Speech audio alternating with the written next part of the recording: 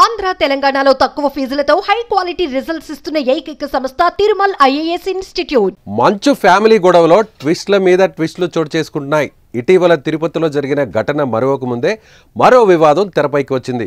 తన ఆస్తుల్లో ఉన్న అందరినీ వెకెట్ చేయించాలని జిల్లా మెజిస్ట్రేట్కు మోహన్ బాబు ఫిర్యాదు చేశారు. జల్పల్లిలో ఉన్న ఆస్తులను కొంతమంది ఆక్రమించుకున్నారని ఫిర్యాదులో పేర్కొన్నాడు. తన ఇంట్లో ఉన్న వారందరినీ బయటకు పంపించేసి ఆ ఇంటిని తనకు అప్పగించాలని కోరాడు.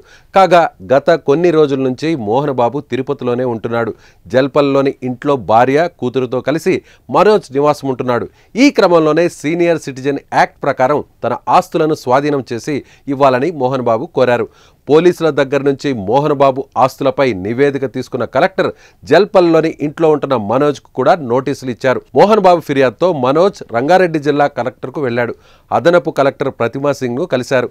జల్పల్లిలో ఇంట్లో అక్రమంగా చొరపడలేదని తెలిపాడు. తమకు ఆస్తి తగాదాలు ఏమీ లేవని, విష్ణు తండ్రిని అడ్డం పెట్టుకుని నాటకాలాడుతున్నాడని ఆరోపించాడు. న్యాయం జరిగే వరకు తన పోరాటం ఆగదని స్పష్టం చేశాడు. ఇక మోహన్ బాబు కుటుంబంలో కలహాలు తీవ్ర స్థాయికి చేరుకున్నాయి.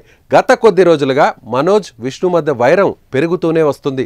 గత ఏడాది డిసెంబర్ నెలలో తనపై దాడి జరిగిందని, మోహన్ బాబు ఆదేశాల మేరకు ఆయన ప్రధాన అనుచరుడు విద్యా సంస్థల్ని పర్యవేక్షించే వినయ్ తనపై దాడి చేసినట్లుగా మనోజ్ పేరుతో ఓ ప్రకటన వెలువడింది. నడవలేని స్థితిలో ఉన్న మనోజ్ ప్రైవేట్ హాస్పిటల్లో చేరడంతో ఏం జరిగిందన్న టెన్షన్ నెలకొంది. అటు మంచు కుటుంబం మాత్రం అలాంటిదేమీ జరగలేదని ప్రకటించింది. కానీ తర్వాత హైదరాబాద్ శివార్లలోని జల్పల్లిలో ఉన్న మోహన్ బాబు ఫామ్ హౌస్ను మంచు మనోజ్ స్వాధీనం చేసుకున్నాడు. తనపై దాడి జరిగిందని పోలీసులకు ఫిర్యాదు చేశాడు.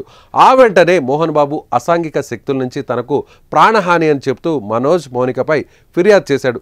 జల్పల్లిలోని తన నివాసం నుంచి మనోజ్, మౌనికను బయటకు పంపండి అని కోరారు. తాజాగా ఇవాళ కలిసి మాట్లాడుకుందాం, నాన్నను, ఇంట్లో ఆడవారిని, సిబ్బందిని అందరినీ పక్కన పెట్టిరా, నేను ఒంటరిగానే వస్తాను, అన్ని విషయాలు చర్చించుకుందాం అని మనోజ్ ట్వీట్ చేశాడు. ఇంతలోనే మోహన్ బాబు మెజిస్ట్రేట్ను ఆశ్రయించడం, మనోజ్ కలెక్టరేట్కు వెళ్ళి న్యాయం కోసం పోరాడతాను అని చెప్పడం జరిగిపోయింది. ఇక ఈ వివాదం ఎప్పుడు సద్దుమణుగుతుందో మరి వేచి చూడాలి.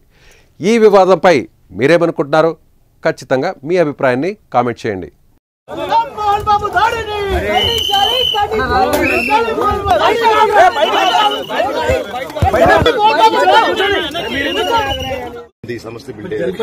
మోహన్ బాబు గారి పేరుతోనే ఉంది.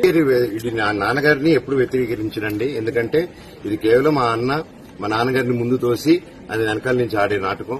ఎందుకంటే నేను అడుగుతున్నా, డైరెక్ట్ గా రండి మాట్లాడండి అని. ఎందుకంటే ఎంత చెప్తారా మాట్లాడని. వెకేట్ చేయాలని చెప్పి కలెక్టర్ ఆశ్రయించారు మిమ్మల్ని. అవునండి, అది ఎందువల్ల అయిందో కూడా నేను రిటర్న్ గా మీకు మళ్ళీ ఇస్తానండి.